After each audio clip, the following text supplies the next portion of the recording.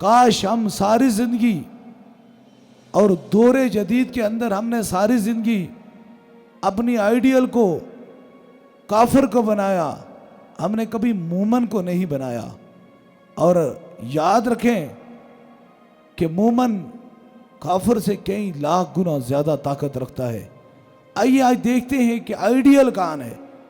آج کی دور جدید کے اندر ہر وہ نام نہار کلمہ پڑھنے والا شخص، وہ نام نہار صرف اپنے آپ کو آئیڈیل کسی کافر، کسی سائنسدان کو بنا دیتا ہے، کسی بڑے ریسرچ کو بنا دیتا ہے۔ ہماری سب سے بڑا اگر آئیڈیل ہے وہ جناب رسول اللہ صلی اللہ علیہ وآلہ وسلم ہے۔ میں آپ کو آج آئیڈیل ثابت کر دیتا ہوں۔ ہر روز کرامتیں ہوتی ہیں، شفائیں ہوتی ہیں۔ اب آئیڈیل ہم نے کسی سائنسدان کو بنایا ہوگا، کسی گورے کو بنایا ہوگا، اور ان کی آئیڈیل کو چھوڑو، وہ تو فقیروں کی جوتیوں کے سامنے جو گرد راج گرتی ہے اس تک بھی پہنچ نہیں سکتے ہیں۔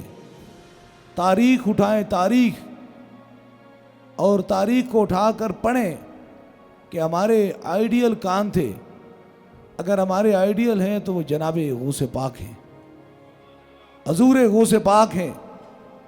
اور ساتھ ساتھ آپ کو سمجھاتا جاؤں، شاید کل کسی کو تکلیف ہو جائے کہ یہ بات ایسی کیوں ہوئی ہے۔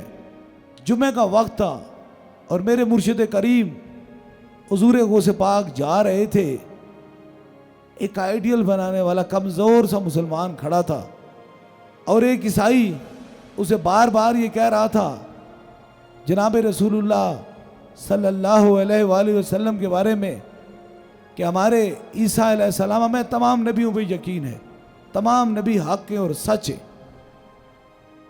کہ حضرت عیسیٰ علیہ السلام نے تو مردے زندہ کر دیے، تو کوئی ایسی بات بتا، ایسا معجزہ بتا۔ خاموش کھڑا تھا۔ میرے مرشد حضور غوث پاک کا گزر ہوا اور کہنے لگے بات سنو، کیا مسئلہ ہے، کیا پرابلم ہے آپ کے درمیان، کیا جھگڑا ہے، کس چیز پہ بحث کر رہے ہو؟ تو وہ مسلمان روتا ہوا کہنے لگا مجھے سوال کا جواب نہیں آتا۔ کاش آج کے مسلمانوں کو بھی سوال کا جواب نہیں آتا۔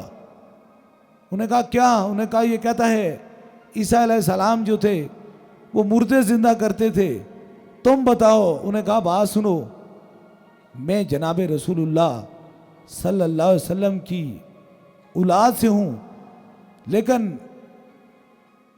ان کا قدم مبارک جو بدر جمال ہے، آسمان کی بلندیوں پر ہے، وہ میری گردن پہ ہے، اور میں کہاں، میں غلاموں کا غلام ہوں، نوکروں کا نوکر ہوں، آؤ مجھے لے چلو، کسی ایسی جگہ لے چلو، میں تمہیں بتا دیتا ہوں۔